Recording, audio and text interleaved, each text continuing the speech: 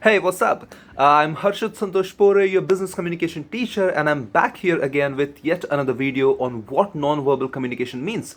Now, if this is the first video you're watching, then believe me, there was a video before this. That was part 1. This is part 2. Take a pause. I have put the link in the description below. Click on the link that will take you to the part 1. After watching the part 1, come back again for the part 2 here. And again, this is going to be made in the video where I'm explaining you the things. I have not made this in the spoken tutorial format because I believe this is pretty easy and interesting. And yet, if you feel the need to have the notes written in front of you, then just go to Edmodo. You know how to access that. Find the relevant document that explains non-verbal communication. So you can watch this video in sync with those notes and you will understand that better. Okay, let us start. In the first part of the video, we have focused on the body language and the non-verbal communication we carry out by means of it. Today, let us focus on a few more topics. Again, as a quick reminder of the topic, we are looking at non-verbal communication on the basis of 8 different types. Out of those 8 types, the first type, body language, was covered in the last video. So today, let us try to cover a few topics after that. First was the body language. The second point we will see today is by the use of space. Now, I can take 1 hour lecture explaining how space is used to communicate something non-verbally. In fact, there is a science of using space to communicate or to give a message. It is called as proxemics. Proxemics. Proxemics is the scientific study of space. So it is a very deep field. Space is used everywhere to manipulate human behavior, in the temples, in the churches, in the hotels, in the corporate offices. Instead of going into all those details, let us try to focus on what we need to know about space. Have you ever experienced this, that you're at a marketplace, you're at any public space, and some stranger approaches you and he comes close to you, maybe asking an address or something, he comes really close to you and instinctively you move back.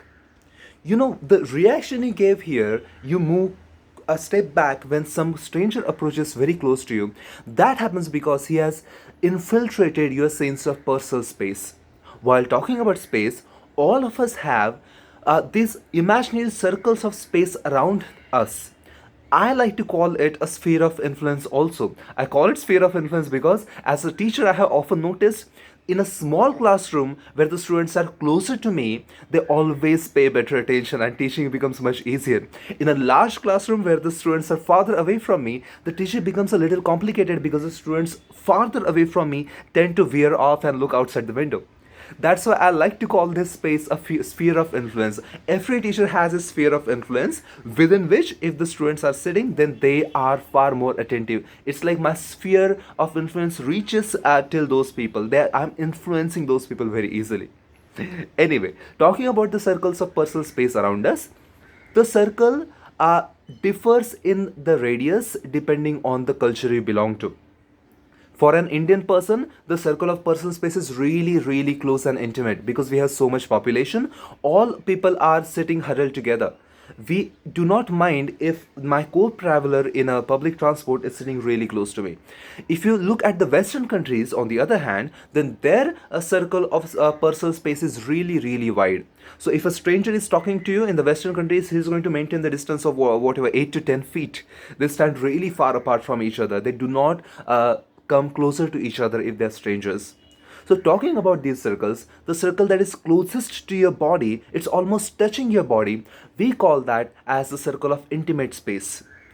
Now it is called intimate space because, as the name suggests you, the people who come within this circle are allowed to be physically close to you. Intimate is physical. So who are the people who are allowed in your intimate circle? They are your blood relations. They can be your siblings, they can be your parents, they can be your children, they can be your romantic relations, and they can be your best friends. Now, when I say best friends, I'm not talking about the people who have 15 best friends. I'm talking about the normal people who have 1 or 2 best friends. So only these are the people who are allowed to come in your circle of personal space. Again, remember, intimate space. Those who are coming into your intimate space, they're allowed to touch you. Your parents can touch you, your siblings, your romantic relations can touch you, your best friend, maybe you're allowed to hug each other.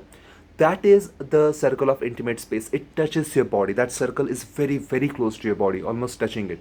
A little wider than that is the circle of your personal space. Now imagine circle of personal space to be say 2 to 3 feet farther away from your body. That is the distance it covers. Now those people are allowed to enter into your circle of personal space who are your closest friends. So imagine a person who you share a bench with in the classroom.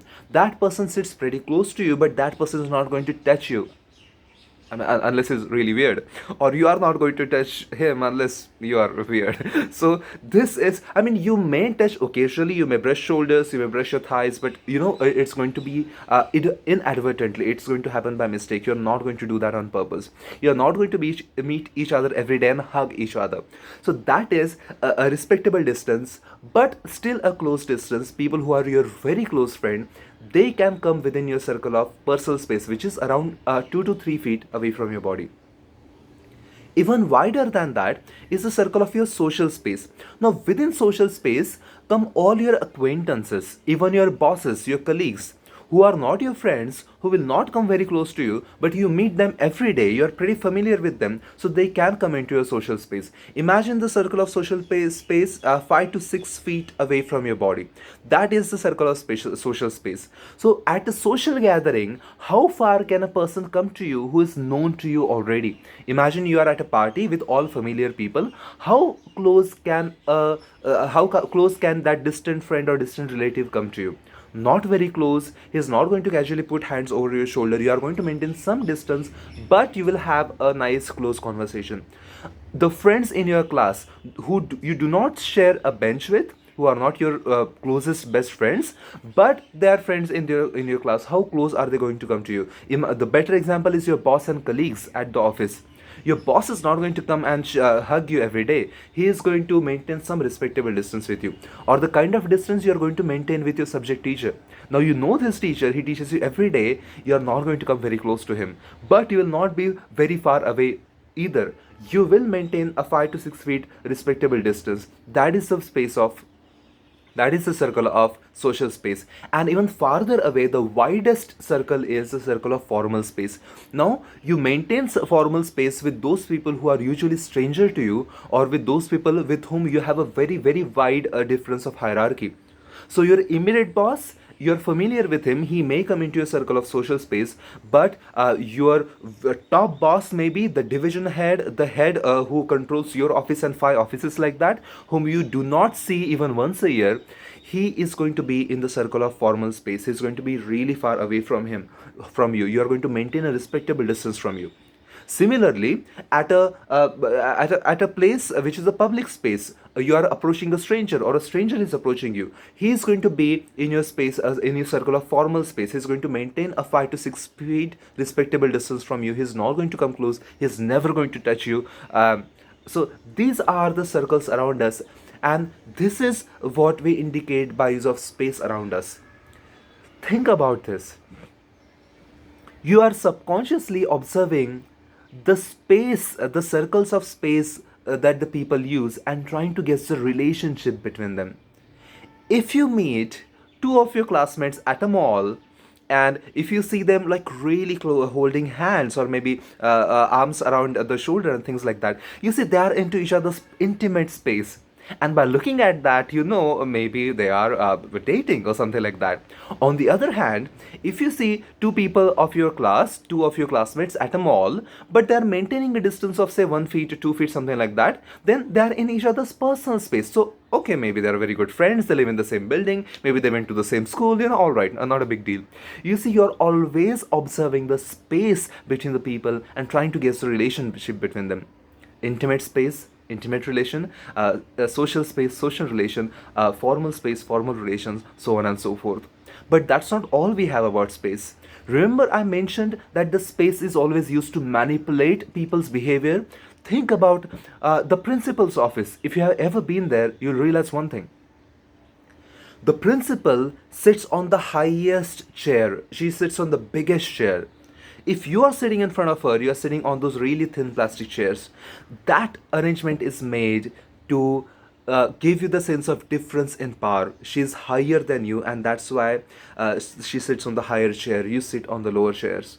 Not only that, if you see the layout of the principal's cabin, then as soon as you enter, When you turn the knob and enter through the door, you will not see the principal's table and chair right in front of you. It will be somewhere obliquely at the corner of the room. It's organized in that way for a very specific reason. When you enter the door, you will see straight ahead. You will not see the principal, but she, when she's sitting right next to the door, right next to the corner at a wall, she will be the first one to see you. You see, these are some very small primitive tactics. They're almost like the war tactics that we use to disarm the other person. All the top bosses use this technique. The space or the layout of the cabin is very similar to this wherever you go, even if it's a doctor's office, wherever, it literally wherever. Now, that's not all. If you again focus on the use of space in the principal's cabin, you'll realize there is also a sofa kept in one corner. If a teacher or a student approaches, the principal will be on her chair and the teacher will sit on the chairs in front of her. But if somebody of equal status approaches her, if some big guest approaches her from some other place, if the management people come to her, they will not sit in front of those small chairs in front of her. Instead of that, the principal and the guest will move to the sofa. They both will sit at the sofa and they will talk like the equals. In a corporate office, the top boss gets usually the biggest cabin. You see, that's a space, the largest amount of space for the top boss. If you're a really small employee, you will get just your own cubicle. That is how we manage space. Not only that, the top boss will have his cabin on the top floor. A smaller boss, the floor head, will have his cabin at the corner of the floor, a smaller cabin. Even smaller bosses, they may have cabin, but their cabins will be smaller. And even the smallest employee, he will just have a cubicle, no cabin at all. We always use space to give a sense of power and to give a lot of meaning by communication. So space communicates a lot. We communicate by the use of space. So the first point we have seen was body language, the second point we have seen is space, and the third point, very easy to understand, that is time. How do we communicate by means of time? You must have heard this, celebrities always come late.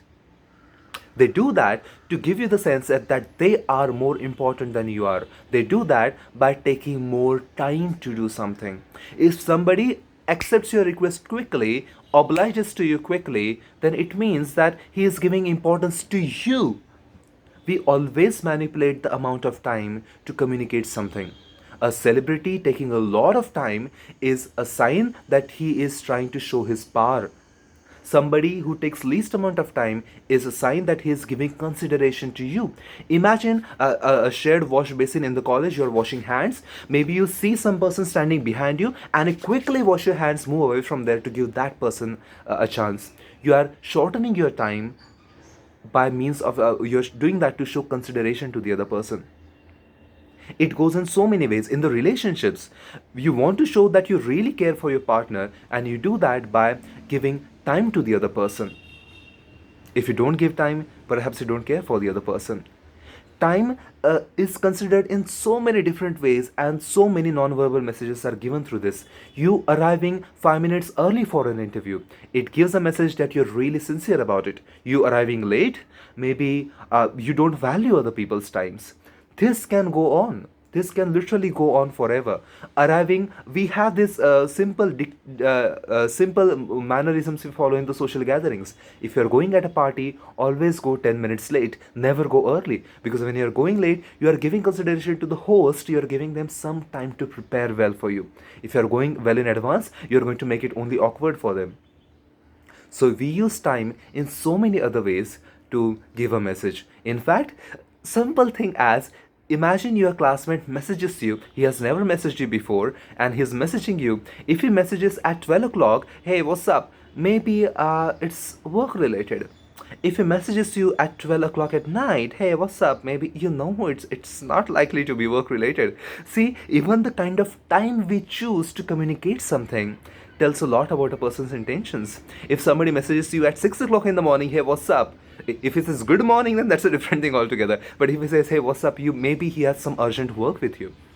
So we see, we use time all the time to communicate something or the other. Time is also a barrier in communication if not used well. That's a different topic altogether, and we will see that in the next class. But here, for this video, we have covered two topics in detail. The first is space and how we use space to give non-verbal messages, and the second is time and how we manipulate time to give non-verbal messages. That is all for this video, and I will see you very soon for the next part. Bye bye.